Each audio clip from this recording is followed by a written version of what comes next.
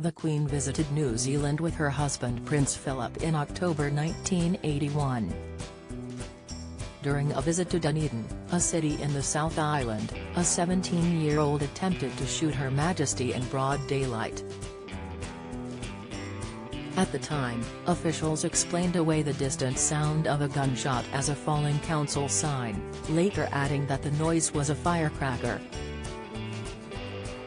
The government feared news of the assassination attempt would see the end of all royal visits to the country.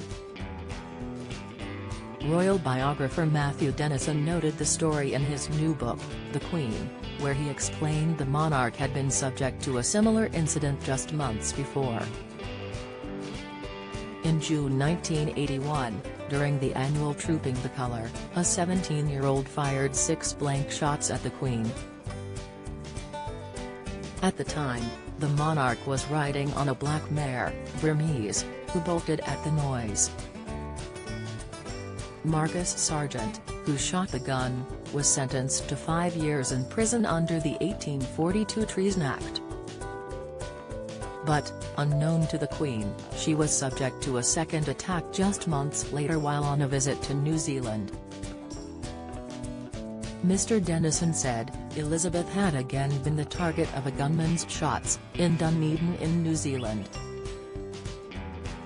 Frightened that news of an attempt on her life, albeit unsuccessful, would mean the end of royal visits, the New Zealand government colluded in a cover-up that lasted 4 decades. The 17-year-old gunman, Christopher Lewis, committed suicide in 1997 on a subsequent trial for murder. Elizabeth herself may not have known what happened. New Zealand officials explained the distant sound of a gunshot as a falling council sign.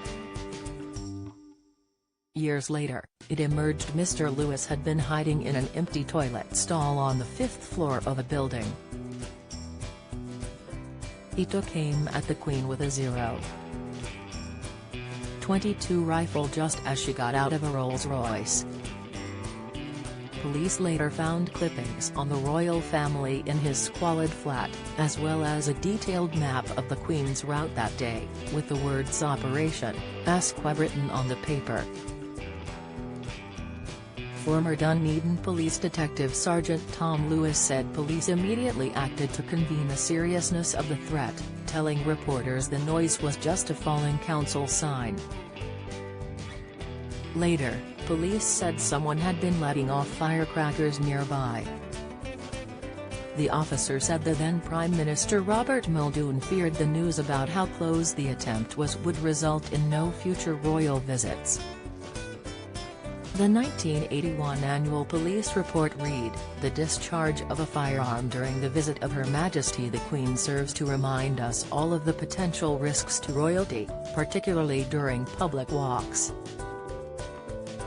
2 years later, it appeared Mr. Lewis had his sights set on Prince Charles. He attempted to overpower a guard at a psychiatric hospital where he was being detained in order to assassinate Prince Charles, who visited the country in April with the Princess of Wales and their young son, William. Mr. Lewis took his own life in prison at the age of 33, while awaiting trial for the murder of a young mother and the kidnapping of her child. Shortly before his death, Lewis told his partner about his infamous attempt to assassinate the Queen of England. He told her, "Damn, I missed." The Queen by Matthew Dennison is available to buy now.